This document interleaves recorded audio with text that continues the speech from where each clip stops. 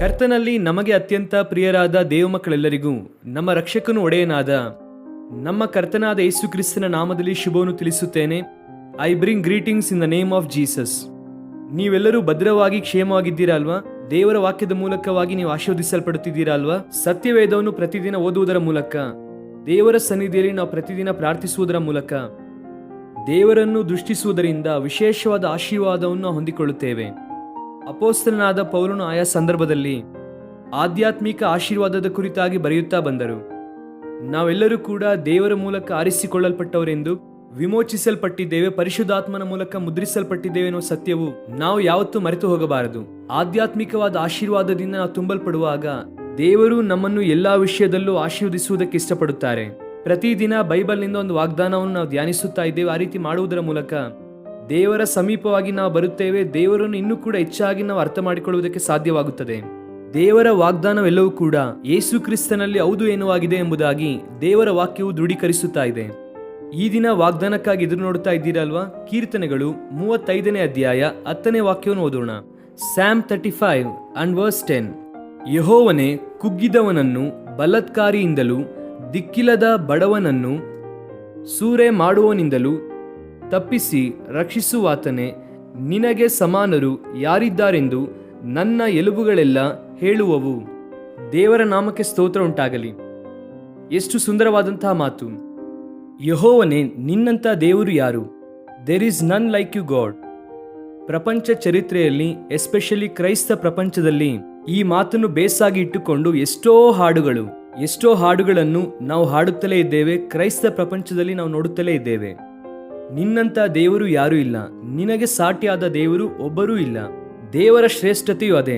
ದೇವರು ಯಾವತ್ತೂ ಕೂಡ ಒಬ್ಬರ ಕೆಳಗೆ ಇದ್ದವರು ಕೆಲಸವನ್ನು ಮಾಡುವುದಿಲ್ಲ.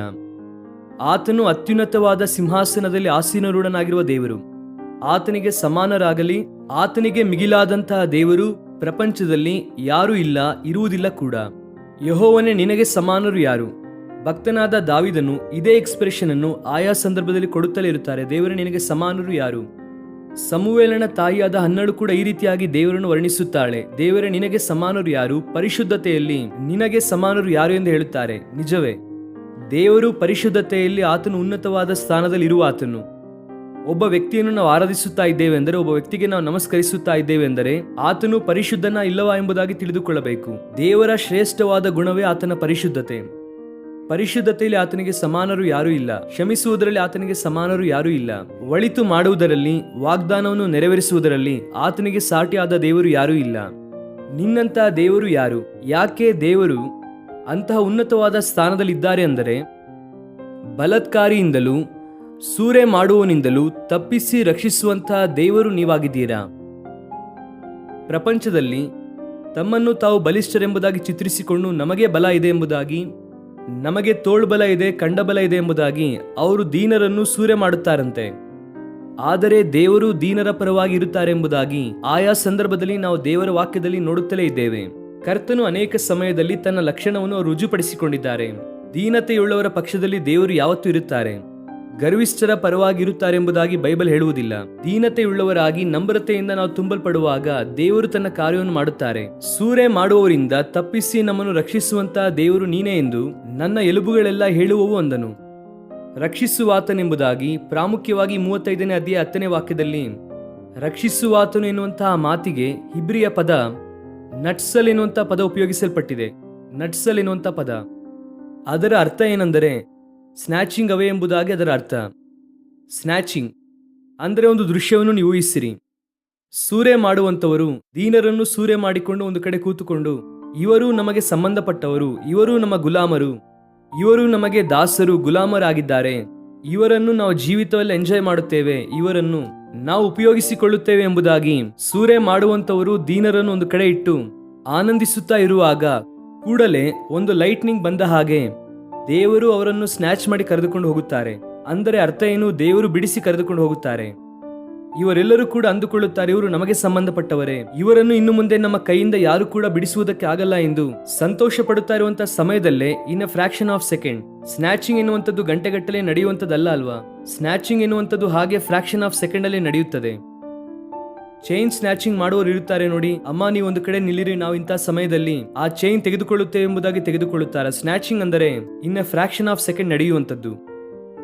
ನಿನ್ನ ಶತ್ರುಗಳು ನಿನ್ನನ್ನು ನೋಡಿ ಆನಂದಿಸುತ್ತಾ ಇದ್ದಾರೇನೋ, ನೀನು ಅವರಿಗೆ ಸಂಪೂರ್ಣವಾಗಿ ದೊರಕಿದ್ದೀಯಾ ಎಂದು. ನಿನ್ನ ವಿರೋಧಿಗಳು ನಿನ್ನನ್ನು ನೋಡಿ ಆನಂದಿಸುತ್ತಾ ಇದ್ದಾರೇನೋ, ನೀನು ಮೇಲೆತ್ತಲ್ಪಡುವುದಿಲ್ಲ, ಇನ್ಯಾವತ್ತೂ ಕೂಡ ಉನ್ನತವಾದ ಸ್ಥಾನ ಸೇರುವುದಿಲ್ಲ, ನಿನ್ನ ಜೀವಿತ ನಿನ್ನ ಬದುಕು ಇಷ್ಟೇ ಎಂಬುದಾಗಿ.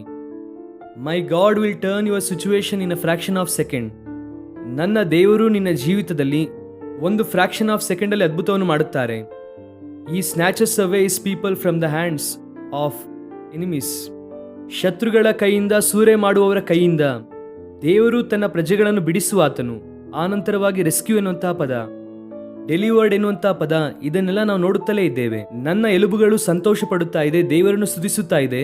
ಬಲಾತ್ಕಾರಿಗಳ ಕೈಯಿಂದ, ಆನಂತರವಾಗಿ ಸೂರೆ ಮಾಡುವವರ ಕೈಯಿಂದ ನನ್ನ ದೇವರು ನನ್ನನ್ನು ಬಿಡಿಸುತ್ತಾರೆ. ನಿಮ್ಮ ಜೀವಿತದಲ್ಲಿ ಎಷ್ಟೋ ಅನುಭವಗಳಿದೆ ಅಲ್ವಾ? ಅನೇಕ ಸಂದರ್ಭದಲ್ಲಿ ದೇವರು ನಿಮ್ಮನ್ನು ಬಿಡಿಸಿದ್ದಾರೆ. ನಾನು ಹೇಳಬಹುದು, ದೇವರು ಅಂತ ಎಷ್ಟೋ ಪರಿಸ್ಥಿತಿಯಿಂದ ನಮ್ಮನ್ನು ಬಿಡಿಸಿದ್ದಾರೆ.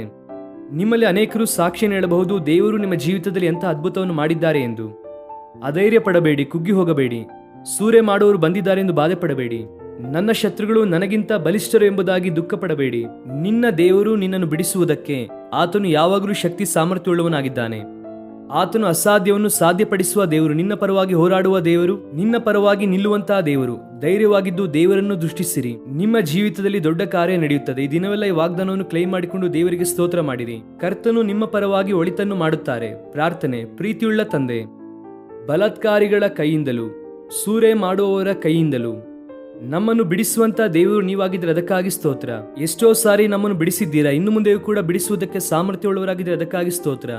ನಮ್ಮ ಪ್ರಿಯರು ಇನ್ನೂ ಕೂಡ ಯಾರ್ಯಾರು ಬಾಧೆಯಲ್ಲಿ, ಸಮಸ್ಯೆಯಲ್ಲಿ, ಕಷ್ಟದಲ್ಲಿದ್ದಾರೋ, ದುಃಖದಲ್ಲಿ, ವೇದನೆಯಲ್ಲಿದ್ದಾರೋ, ದೇವ ಯಾರಿಗೂ ಹೇಳಲಿಕ್ಕಾಗದೇ ಇರುವಂತಹ ಬಾಧೆಯಲ್ಲಿದ್ದಾರೋ, ಶಾರೀರಿಕ ಸಂಬಂಧವಾದಂತಹ ರೋಗಕ್ಕೆ ಒಳಗಾಗಿದ್ದಾರೋ, ಯೇಸು ಕ್ರಿಸ್ತನ ನಾಮದಲ್ಲಿ ಅವರಿಗೆ ಬಿಡುಗಡೆ ಉಂಟಾಗಲಿ ಎಂಬುದಾಗಿ ಬೇಡುತ್ತೇನೆ. ದೇವ ಒಳಿತಿನಿಂದ ತುಂಬಿಸಿರಿ.